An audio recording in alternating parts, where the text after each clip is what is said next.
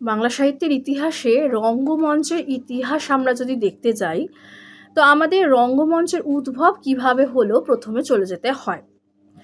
তো আদি পর্ব দেখতে গেলে দেখব যে আধুনিককালে যে ইংরাজি স্টেজের প্রতিশব্দ রূপ বাংলাতে হচ্ছে রঙ্গমঞ্চ। স্টেজকে আমরা রঙ্গমঞ্চ বলি, নাট্যশালাও বলে থাকি। তো পাশ্চাত্য দৃষ্টিকোণ থেকে যদি আমরা দেখি, স্টেজের যে সংজ্ঞা সেটা হচ্ছে the space in which actors perform a play, usually a raised platform. In traditional theatres, the stage is an area like a room of which one of the walls has been removed, allowing the audience to see the action therein. An apron stage just out towards the audience. পাশ্চাত্য stage শব্দটা এসেছে Latin শব্দ stair থেকে, যার অর্থ হলো to stand বা দাঁড়ানোর স্থূল অর্থাৎ অভিনয় স্থলকে আমরা বলি স্টেজ। তো ভারতবর্ষে প্রথমের দিকে পঞ্চম বেদের অভিনয় হতো খোলা মঞ্চে, যেখানে অসুরদের হাত ধরে দর্শক ও অভিনেতা অভিনেত্রীদের রক্ষা করার উদ্দেশ্যে ব্রহ্মার নির্দেশে এখানে বিশ্বকর্মা নাট্যব্যূহ বা নাট্যবেশ্য রচনা করেছিলেন। যাই হোক, আচার্য ভরত তার নাট্যশাস্ত্রে বলে গেছেন যে এদেশের রঙ্গমঞ্চের গঠন প্রকৃতি নিয়ে অন্যান্য বিষয়ের সঙ্গেই আলোচনা করেন।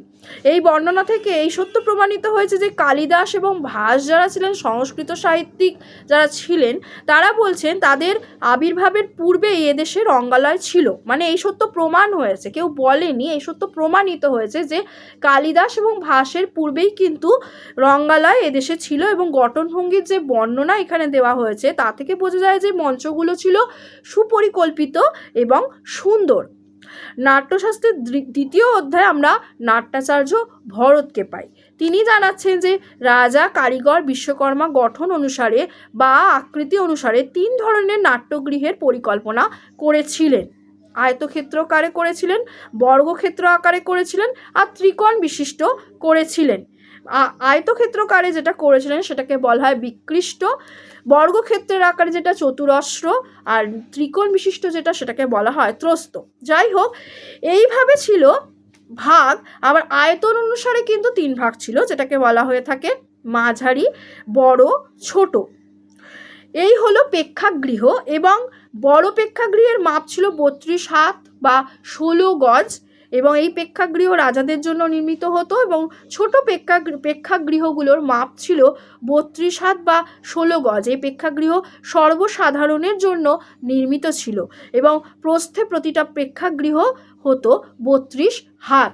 যাই হোক, এই হলো রঙ্গমঞ্চের যে প্রেক্ষাপট, মানে স্টেজটা কেমন হতো সেটা এখানে বর্ণনা করা হয়েছে। যাই হোক, ভরতের মতে 64 হাত লম্বা এবং 32 হাত চওড়া আয়তকার রঙ্গমঞ্চ নাট্যাভিনয়ের যে পক্ষে উপযুক্ত ছিল। ভরত এটা বলে গেছেন, নাট্যাচার্য ভরত, যাকে বলা হয়ে থাকে চতুরস্র মধ্য রঙ্গালয়। তো এই জাতীয় আয়তক্ষেত্রকে সমানভাবে ভাগ করলে 32 হাতের 2টো বর্গক্ষেত্র পাওয়া যায়, যার সামনের অংশটুকুর নাম দেওয়া হয়েছিল রঙ্গমণ্ডল। এইগুলো ছিল যা ছিল দর্শকদের জন্য চিহ্নিত।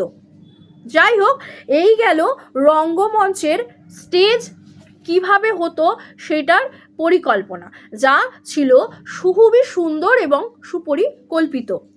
রঙ্গগৃহের দেওয়ালসজ্জা নাট্যমণ্ডলের আকার, শব্দ, তরঙ্গ সৃষ্টি বিষয়ক নির্দেশ, যেটা নেপথ্য গৃহের নানান পর্দা, পেকটি, অপটি, তিরস্করণী, প্রতিশিরা, জবনিকা প্রভৃতিরও এখানে উল্লেখ আছে।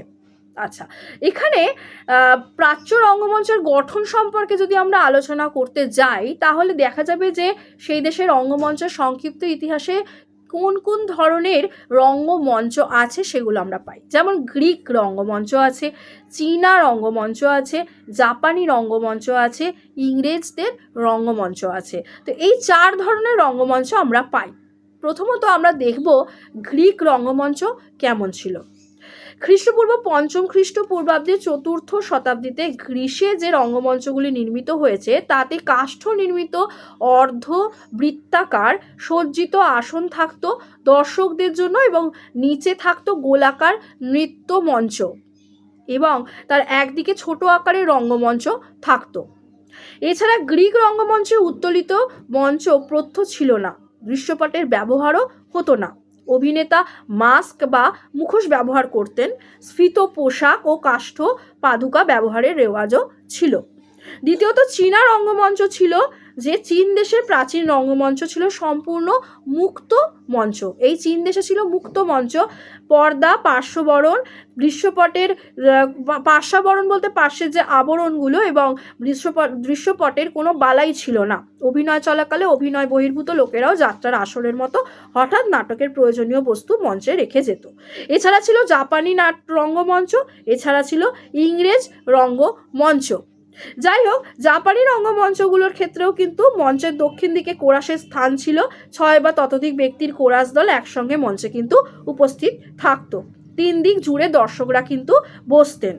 ইংরেজ রঙ্গমঞ্চের ক্ষেত্রে কিন্তু এলিজাবেথীয় যুগে ইংরেজ রঙ্গমঞ্চ ছিল এই রকম, যে বিস্তৃত মঞ্চের ওপর অভিনয় চলাকালে দর্শকরা 3 দিক ঘিরে বসতেন এবং মূল মঞ্চের পশ্চাতে ছিল গ্রিন রুম বা সাজসজ্জার কক্ষ। রঙ্গমঞ্চের প্রধান দরজার মাঝে যে গোপন দরজা থাকতো, সেই দরজা দিয়ে প্রেতাত্মা বা জাতীয় চরিত্রের মঞ্চে আগমন ঘটত। দৃশ্যপট ব্যবহারের রীতি প্রায় ছিল না বললেই চলে। কণ্ঠ বা যন্ত্রসঙ্গীত ছিল নাটকের গুরুত্বপূর্ণ অঙ্গ। অভিনয় বিরতিত সঙ্গীত বাদনের রেওয়াজ ছিল। এই গেল বাংলা রঙ্গমঞ্চের ইতিহাসের আর পাশ্চাত্য ভাবধারায় গঠিত রঙ্গমঞ্চের ইতিহাস বা তার প্রেক্ষাপটের সংক্ষেপে আলোচনা বা স্টেজের আলোচনা। আজকে আলোচনা এই পর্যন্তই। পরের ভিডিওয়ে থাকবে অন্য কিছু প্রসঙ্গের উপর আলোচনা বাংলা সাহিত্য থেকে। Thank you. আজকে এই পর্যন্ত। Thank you so much.